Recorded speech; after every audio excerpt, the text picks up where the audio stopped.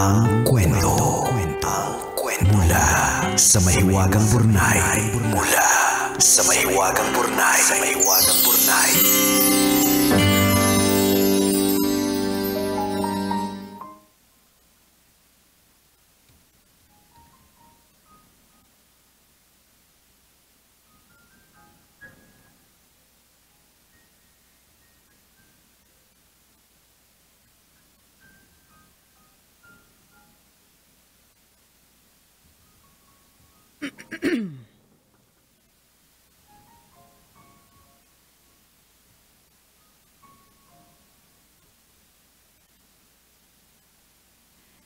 Dear Nicole and Diego, itago niyo na lang po ako sa pangalang Yvette. 30 years old, may asawa at isang anak. Full-time housewife po ako simula nang magpakasal kami ng asawa ko 2 years ago. Sumulat ako kasi ang sama-sama ng loob ko sa asawa ko. Paano ba naman hanggang ngayon, kinukumpara pa din ako ng asawa ko sa nanay niya. Ay? Sa pagluluto, halimbawa, kinukumpara niya lagi yung luto ko sa luto ng nanay niya. Tuwing magluluto ako, lagi may problema. Kung hindi may kulang, may sobra. Kapag nagluto ako ng sinigang, sobrang asim daw at hindi mainom ang sabaw. Hindi daw tulad ng sa nanay niya, sakto lang ang asim. Yung adobo ko naman, kulang daw sa bawang kaya hindi masarap. Yung adobo daw kasi ng nanay niya, ang bango-bango dahil madaming bawang. Kapag naman menudong niluto ko, sobrang luto daw yung patatas at carrots. Hindi daw kasing lutong kapag nanay niya ang nagluto. Hindi lang niya kinukumpara ang luto ko sa luto ng nanay niya. Pinapapunta pa niya ito sa amin kapag weekend para magluto at makakain naman daw siya ng maayos. Kitang-kita ko nga naman kung gaano kadami ang nakakain niya. Sarap na sarap siya lagi. Nagre-reklamo din siya sa paglalaba ko. Mas mabango daw yung damit na laban ng nanay niya kesa kapag ako yung naglaba. Kapag ako daw yung namalansya, lukot yung pagitan ng mga botones sa polo niya. Yung nanay niya daw kapag namalansya, planchado lahat. Nicole and Diego, minsan iniisip ko, dapat yata, nanay na lang niya, pinakasalan niya. Di isoli ko na lang ba siya sa nanay niya? Araw-araw na lang kasi kung naiinsulto sa pamimintas niya sa lahat ng ginagawa ko. Parang hindi ko naman kayang tapatan ng nanay niya, so bakit pa kami nagsasama?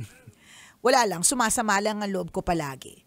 Salamat po sa inyong payo, ang inyong tagapakinig, Yvette. Hindi naman itong problema. Ito naman problema ng biyanan. Nagka-problema ka ba sa biyanan? Never. Ako din never din So, we are one of the lucky ones. Oo. Yan. Pero feeling ko, hindi naman yung biyanan yung may issue dito. Yung asawa. Kasi yung biyanan tahimik lang. Ano namang gagawin niya kung talaga masarap siya mag-adobo? Hindi naman niya kasalanan magaling siya magsinigang at hindi naman niya kasalanan magaling siya mamalansya at maglaba at nakuha niya yung mga tamang timpla. Ang problema dito talaga yung asawa mo. Well, to be fair naman din sa asawa, wala kasi kami dun kung paano dineliver, paano sinabi. Kaya nga At saka ang iniisip ko rin, Jegs, sa amin ka lang ba nagsabi? Hindi mo nasabi sa asawa mo. Kasi parang wala dun sa part dito sa kwento ng Mahiwagang Burnay na nakausap ko na siya about it. Yan, di ba? Wala Ang sinabi mo lang, laging kino-compare.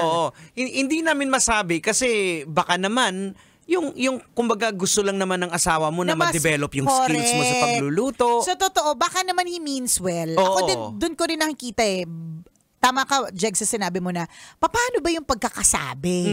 May halo ba itong pangkukutsa? May halo ba itong, ay nako, ano ba to yung luto mo, adobong ang pangit ang lasa? Correct, ang pangit ang lasa. Hindi katulad, okay, maaaring ganun yung tono, pero hindi katulad ng sa nanay ko. 2 years pa lang kayo, no? Kinalakihan ng niya yung adobo ng nanay niya. For sure, alam mo yan, ayan yung mga tipong excited umuwi ng bahay kasi nag-adobo si nanay. 'Di ba? Na perfect niya yung menudo.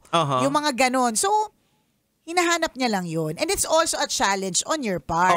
Kung lantutay naman talaga yung carrot sa menudo, dapat naman talaga medyo may kaunting crunch pa siya or yung gano'n at hindi siya marshmallow-ish, di ba? Ganon. Hindi kasi nakakatulong yung pagkimkim mo ng sama ng loob sa asawa mo. Kasi syempre, again, sinasabi naman ng Bible yan na pasakop ang mga kababaihan sa mga asawan. Correct. Instead, ang gawin mo, pag nagluluto yung nanay niya, pumunta ka, tanungin mo. Paano po ba? Ano po ba ang secret ingredient? May problema tayo dito kung hindi siya nag-share. Yan.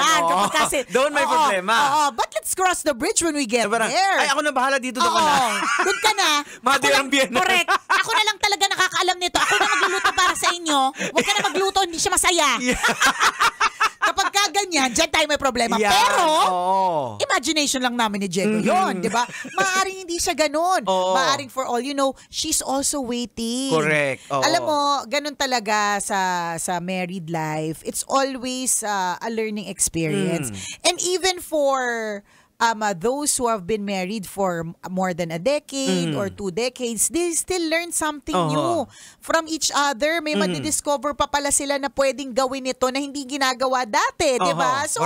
So yung ganun, pwede mong, ang POV dito, yun nga wala kasi kami dun sa kung paano sinabi. Correct. Okay, kung talagang pangkutsa na parang masakit sa kalooban, please sabihin mo sa asawa mo. Importante kasi yun kung paano niya sinabi. Correct, 'di ba? Kung ganun, sabihin mo sa asawa mo yan na nakakasama ng loob, ganyan, pwede mo naman akong turuan o kaya pwede mo namang sabihin in a malambing way, 'di ba? Yung mga ganon. O pwede ba kami mag-cooking session ni Mami? Papuntahin mo dito, papaturo ako sa kanya. Ano ba yung mga ingredients na ginagamit? Kasi minsan nasa ingredients din, Jegs. Tama. 'Di ba?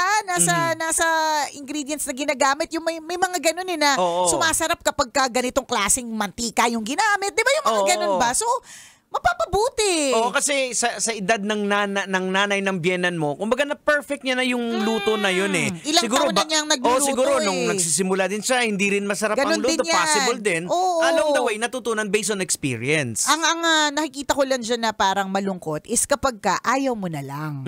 Hindi mo na lang gagawin. Kasi total naman hindi naman na-appreciate. Diba? So bakit ko itutuloy? Hindi naman na-appreciate.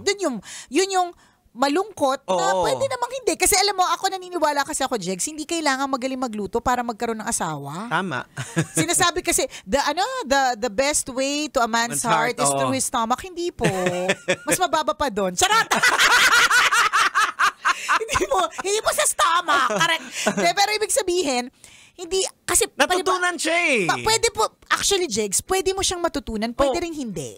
Kasi ako hindi ko siya natutunan eh. Wala kasi oras. Hindi lang. Dahil iba yung ano? Hindi lang. O wala ka talagang hilig sa luto? Wala rin akong hilig. Tagakain lang ako. Tagakain lang ako. Hindi ako taga-prepare. Tapos siguro kasi depende sa kinalakihan eh. Lumaki kasi ako, Jegs, sa isang household kung saan ang nanay ko, siya ang nagtatrabaho. Okay, so ang tatay ko at an early age na stroke. So, hindi na rin siya nakakapagluto ng mga pwedeng maluto ng mga pangmalakasan. Pero, nakakaluto siya ng mga basics. Ang nanay ko naman, basics, nakakaluto, di ba? Meron din siya mga recipe na gustong-gusto ko eh. Yung lumpia niya, siya lang yung may ganong klaseng panlasa, mga ganon.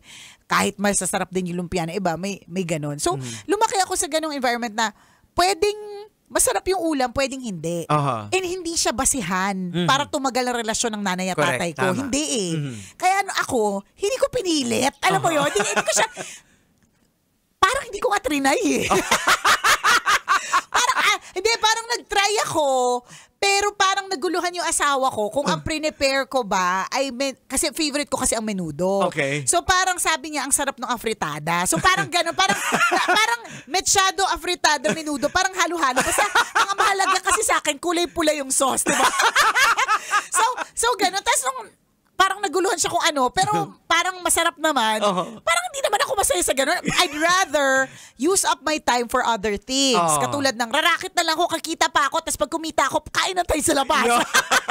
Yun yung dynamics. Tama. Parang hindi, pwede namang hindi mo pilitin. At yung sa akin, Jegs, hindi dahil sa na-offend ako dati, ganyan. Talagang sadyang, hindi naman ako ganun talaga eh. Meron kasi din na yung parang hilig mo talaga Meron talagang, yun na yun, parang ang hilig na talaga. May ganun. Diba sabi nga nila, mas masarap yung yung niluluto pag may puso. Kasi talaga yung paghiwa. Meron ako kami kasamahan sa church na talagang pag nag-prepare talaga siya, sobrang pagsaing pa lang, huhugasan mo yun, tapos huhugasan mo pa ng purified water, hindi pwedeng may yung mga ganon. galing sa gripo.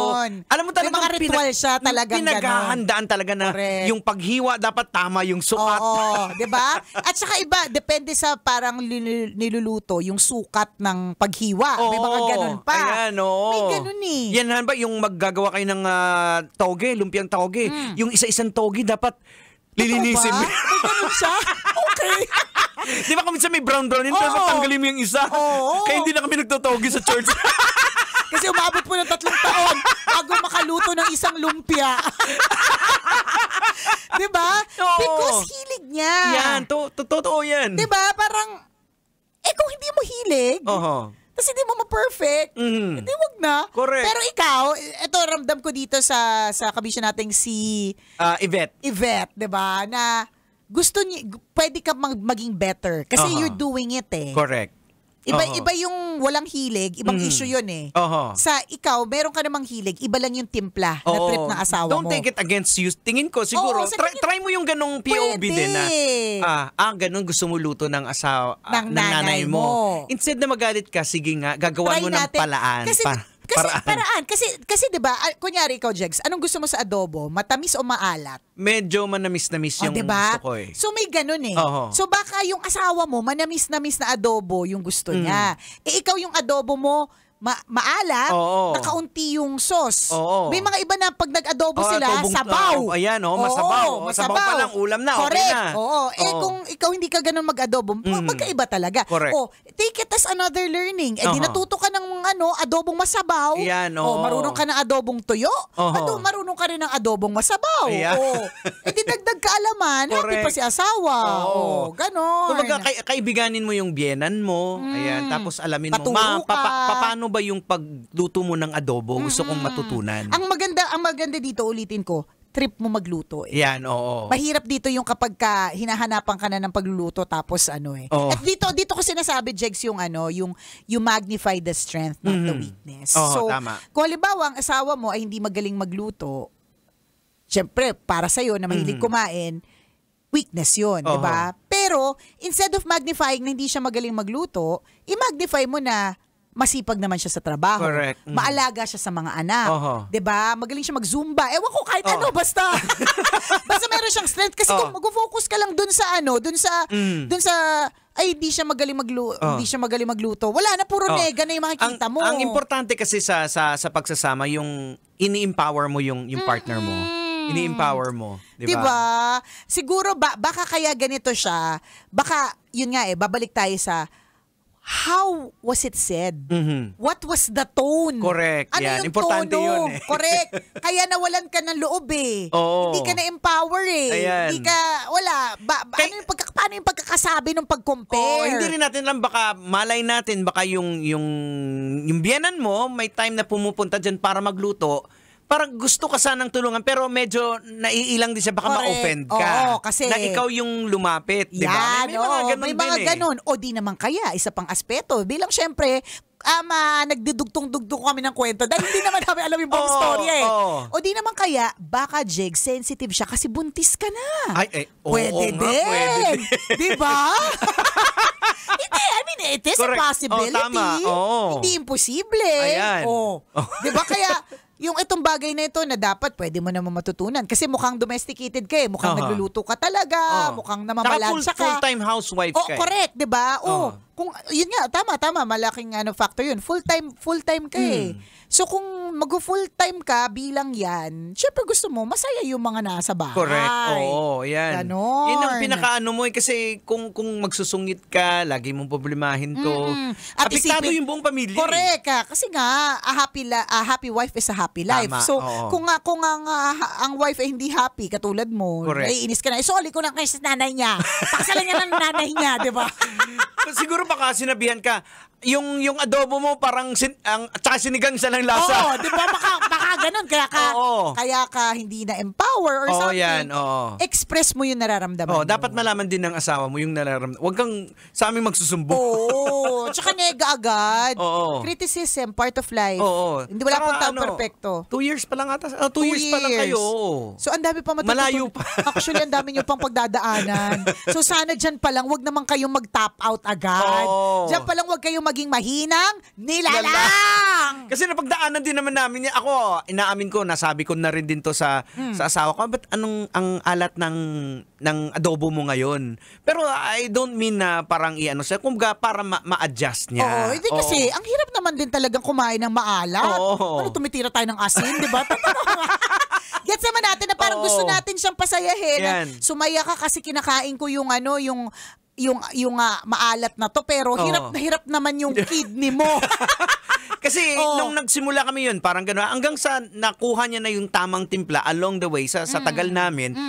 Kumbaga, tansyado niya na yung adobo. Dati kasi nagrereklamo ako, nung nakaraan iba yung lasa ng adobo, ngayon iba na naman. Oo, diba? Tapos ngayon, perfect na. Na-perfect niya na yung ayon, trip mo. customize kasi. Customize kasi ang pagluluto sa panlasa ng pamilya. Oo, totoo. Kasi nga, again, may mga taong gusto ng adobong puti, may mga taong gusto ng adobong may sabaw. Merong gustong chicken and pork, may gustong chicken lang. Correct. Oo. Diba? Makaka-adjust ka din, girl. Tama. Kaya mo yan. Don't give up. Ayan, gawa ng paraan instead na magreklamo. Sa True Laluto lang halong eklabo. Ay, nako. Exit na tayo, Jade. Kailangan pa bang i-memorize yan? Basic! Kailangan pa bang i-memorize yan? Love Radio. Basic!